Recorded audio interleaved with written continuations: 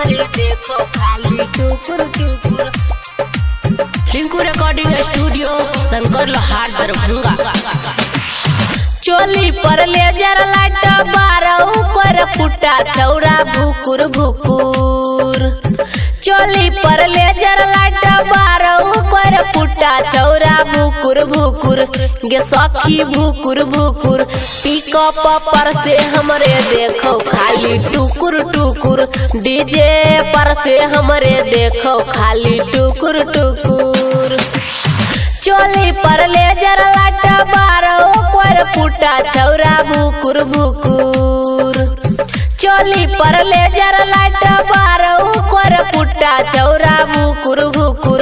गे सखी भुकुर भुकुर। डीजे पर से हमरे देखो खाली टुकुर टुकुर। पिकअप पर से हमरे देखो खाली टुकुर टुकुर। पिकअप पर से हमरे देखो खाली टुकुर टुकुर टुकुर टुकुर। पिकअप पर से हमरे देखो खाली टुकुर टुकुर टुकुर टुकुर।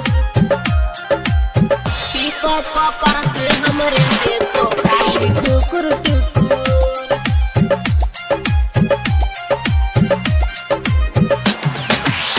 नतिया के बेटा छेलै बड़का बेशरम। नजर में ओकरा हम छलिए सखी गर। ए सखी का बताई हो। नतिया के बेटा छेलै बड़का बेशरम। नजर में ओकरा हम छलिए सखी गर। ढोरी पर लेजर लाइट बारई कर फुटा छौरा भुकुर भुकुर। ढोरी पर लेजर लाइट बारई कर फुटा छौरा भुकुर भुकुर। गे सखी भुकुर भुकुर। डीजे पर से हमरे देखो खाली टुकुर टुकुर। पिकअप पर से हमरे देखो खाली टुकुर टुकुर।